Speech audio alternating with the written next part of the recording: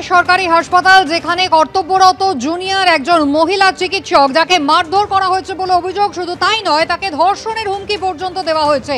সোমবারের এই ঘটনায় সেদিনই দুজনকে পুলিশ গ্রেফতার করে, আর এবার আরও একজনকে পুলিশ গ্রেফতার করেছে। আর এই উলুবেড়িয়া কাণ্ডে এবার গ্রেফতারির সংখ্যা বেড়ে হলো 3। যাদের গ্রেফতার করা হয়েছিল তাদের ইতিমধ্যেই 3 দিনের পুলিশ হেফাজতের নির্দেশ হয়েছে। এদের মধ্যে একজন উলুবেড়িয়া ট্রাফিক গার্ডের হোমগার্ড এবং তৃণমূল কংগ্রেসের কর্মী বলে জানা গিয়েছিল। এবার আরও একজনকে পুলিশ গ্রেফতার করলো। গ্রেফতারির সংখ্যা বেড়ে হলো 3। সরাসরি আপনাদের নিয়ে যাব উলুবেড়িয়া হাসপাতালে। আমাদের প্রতিনিধি জিলাম করঞ্জাই রয়েছেন আমাদের সঙ্গে। জিলাম, তৃতীয় যাকে গ্রেফতার করা হলো তার বিরুদ্ধে কি অভিযোগ, কি তার পরিচয়? যেটা জানা যাচ্ছে, বছর 24-এর শেখ সম্রাট, তাকে তার বাড়ি এই উলুবেড়িয়া অঞ্চলেই তার বাড়ি। গতকাল রাতে তাকে গ্রেপ্তার করা হয়েছে। মেডিকেল কলেজের যে সিসিটিভি ফুটেজ সেইটাকে দেখে এই 3 জনকে চিহ্নিত করা হয়েছিল এবং শেষে এই তৃতীয় ব্যক্তি তাকে গ্রেপ্তার করা হয়। তোমাকে এটা জানিয়ে রাখবো যে আজকে তাকে কোর্টে প্রডিউস করা হবে এবং একই সঙ্গে পিএইচএ পাবলিক হেলথ, এই যে প্রগ্রেসিভ হেলথ অ্যাসোসিয়েশন, শাসকপন্থী চিকিৎসকদের যে সংগঠন, তাদের পক্ষ থেকে প্রিন্সিপালের কাছে বক্তব্য রাখতে আসা হয়েছিল। তারা ডেপুটেশন দিতে এসেছিলেন ডক্টর নির্মল মাঝি এবং রানা চট্টোপাধ্যায়। তারা দুজনেই এমএলএ হলেও পিএইচএ, এবং তার পক্ষ থেকে তারা এসেছিলেন। এই বৈঠক শেষ হয়েছে এবং বৈঠকের পরে সাংবাদিকদের মুখোমুখি হয়েছেন এবং সেই বৈঠকে কি হলো সেই বিষয়টা বারবার আমরা জিজ্ঞেস করছিলাম। এবং যেটা জানা যাচ্ছিল যে বারবার নিরাপত্তার বিষয় নিয়ে তারা সরব হয়েছেন এবং ডক্টর নির্মল মাঝি যেটা বললেন যে নিরাপত্তা কর্মী যথেষ্ট কম আছে। আমরা আবার জানার চেষ্টা করব যে আপনার সঙ্গে একটা কথা বলবো যে এই যে নিরাপত্তার কথা বলা হচ্ছে, নিরাপত্তা রক্ষী কি কম আছে বলছিলেন? এরা করে নিচ্ছে।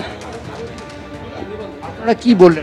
করে নি আমাদের, হ্যাঁ আমরা এটা করে নি। আমরা বিস্তারিত আলোচনা হয়েছে এবং যেখানে যেটুকু মনে হচ্ছে ত্রুটি ধরা পড়েছে সেগুলো কিছু মিসক্রিয়েন্টসের জন্যই আরো হচ্ছে এবং সেগুলোর অ্যাডিকুয়েট ব্যবস্থা হয়ে যাবে। এবং বারংবার বলি যে মাননীয় মুখ্যমন্ত্রীর নির্দেশনা, যেভাবে সিকিউরিটি বেড়েছে হাসপাতালগুলোতে এবং সেটাকে শতকরা 100% নিশ্চিত করার দায়িত্ব আমাদের সকলের এবং সাধারণ মানুষেরও, এবং আগামী দিনে এবং সেটাই হয়ে যাবে, সেটা নিয়ে চিন্তা করবেন। নির্মল মাঝিও কিছু বক্তব্য রাখছেন, কি বক্তব্য রাখছেন সেটা শুনে নেব। সবার সঙ্গে কথা বলে এটা করতে চান। গাফিলতি ছিল বা আছে না নেই বড় ব্যাপার নয়, আমাদের জিরো টলারেন্স। একটাও যাতে এরকম ধরনের ঘটনা ভবিষ্যতে না ঘটে তার জন্য আমরা সম্মিলিতভাবে আমরা সাজেশন কিছু দিয়েছি যে এগুলো করতে হবে। এগুলো নিরাপত্তা রক্ষী বাড়ানোর বিষয়ে বলেছিলেন, কি বলেছি পুলিশ অফিসিয়াল যারা ছিলেন, মিস্টার যাদব ছিলেন, এখানকার যিনি এসডিপিও, অ্যাডিশনাল এসপি এবং আমাদের সিআইও ছিলেন, তারা বলেছেন নিরাপত্তাকে বাড়াবেন। আমি লেডি সিকিউরিটির কথাও বলেছি, কারণ এখানে একটা bulk of lady doctors and junior doctors এরা ওয়ার্কিং, তাদের জন্য বলেছি। তৃতীয়ত সিসিটিভি যদি আরেকটু বাড়ানো যায় সেটাও বলেছি। প্যানিক বাটনটা যাতে কাজ করে সেটাও দেখতে হবে। প্যানিক বাটনটা আমাদের পিএইচের আমাদের তো সাজেশনের মধ্যে ছিলই। আপনি যেটা বলছিলেন যে নিরাপত্তা কর্মী একটা কম আছে, মহিলা কর্মী কম আছে বাড়ানোর ব্যাপারে, মানে সেটা কি দেখেছিলাম? নিরাপত্তা কর্মী বলছে এখানে যা আমাদের রিপোর্ট হলো, সিসিটিভি ফুটেজেও যা দেখা যাচ্ছে যে 5 মিনিটের মধ্যে নিরাপত্তা কর্মীরা এসছে, কিন্তু সেই সময় কেউ ছিল না।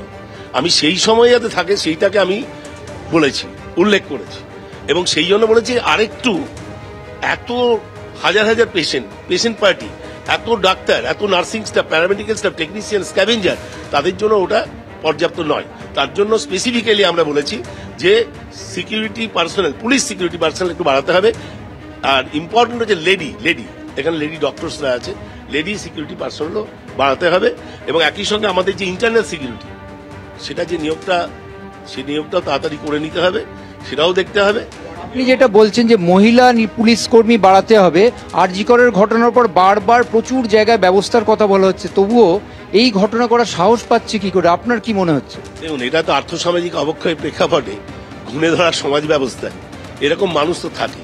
তার ব্যাপারে আমরা কোনো রাজনীতির মধ্যে না গিয়ে আমরা সর্বাত্মকভাবে আমরা সবাই মিলে যদি জনসচেতনতা বাড়াই, রুগীর আত্মীয়দের সঙ্গে চিকিৎসক, নার্সিং স্টাফদের যে সুন্দর মেলবন্ধন, সেটাকে যাতে সুদৃঢ় হয়, তার জন্য সাইনেজ লাগাতে বলেছি হাসপাতাল। আপনি যেটা বলছেন যে 30% অ্যাটেন্ডেন্স করে না, সেই বিষয়টা কি? এটা আমি স্ট্যান্ডিং কমিটি হেলথের চেয়ারম্যান হিসেবে বিভিন্ন জেলাতে গিয়েও দেখলাম, অনেক জায়গাতে যারা গভর্নমেন্ট দিয়েছে, যারা ইন্টারনাল সিকিউরিটি বা কোনো এজেন্সির সিকিউরিটি, তারা কিন্তু সবাই আসে না। সেই জন্য বলেছি যে ড্রিল করাতে আমরা প্রিন্সিপাল এলেন 9টার সময়, একদিন হঠাৎ করে বললেন কে কে সিকিউরিটি আছো একটু দাঁড়াও, তাহলেই অ্যাটেন্ডেন্স ধরা পড়ে যাবে, এবং ধরা পড়েওছে অতীতে, এখানেও ধরা পড়ে যাবে। এখানে উনি স্বীকারও করেছেন এই ব্যাপারে, উনি আরো সদর্থকভাবে ডক্টর সনদবাবু উনি তো নিজে বিসিআই চিলড্রেন্স হসপিটালে অনেকদিন চালিয়েছেন অত্যন্ত কর্মতৎপরতার সঙ্গে, এবং উনি খুব ভালো অফিসিয়াল, এবং উনি যে ফাঁকফোকরগুলো আছে সেগুলো তো বটেই, এমনকি যে এক্সট্রা সাজেশন এই রানা চ্যাটার্জি, আমি এবং সিদ্ধার্থ গুপ্ত ডক্টর, আমরা পিএইচির যারা কর্মকর্তারা বলেছি সেগুলো উনি সবইগুলোই গ্রহণ করেছেন, এবং যাতে আরো ভালো সিকিউরিটি এনশিওর করা যায়। প্রতিটি চিকিৎসক ও ওয়ার্ডের কলাপসিবল গেট, সেগুলো নেই। কলাপসিবল গেট আছে, কিন্তু কলাপসিবল গেট খুলে দিলে 30 জন একসঙ্গে হই হই করে ঢুকে পড়ে। সেই জন্য বলেছি আমরা ন্যাশনাল মেডিকেল কলেজ স্টাইলে, যখন ওখানে চিকিৎসক নিগৃহীত হয়েছিল, বা এনআরএস মেডিকেল কলেজে আমরা যেটা করেছিলাম, কলাপসিবল গেটটা একটু থাকবে, একজনের বেশি যাতায়াত করতে পারবে না, বড় লোহার সেকল দিয়ে বাঁধা থাকবে, তাহলে হই হই করে একসঙ্গে ঢুকতে পারবে না। আর গেটগুলোতে বলেছি সিকিউরিটি একটু বাড়াতে, মেল সিকিউরিটি, আর ওয়ার্ডেও আশেপাশেও যেন আমাদের internal security, female lady security এবং আমাদের জেন্টস সিকিউরিটি, তারাও যেন একটু মুভ করে। ইউনিফর্মের কথা বলছিলেন, ইউনিফর্ম, আইডি কার্ড তারা পড়ে না?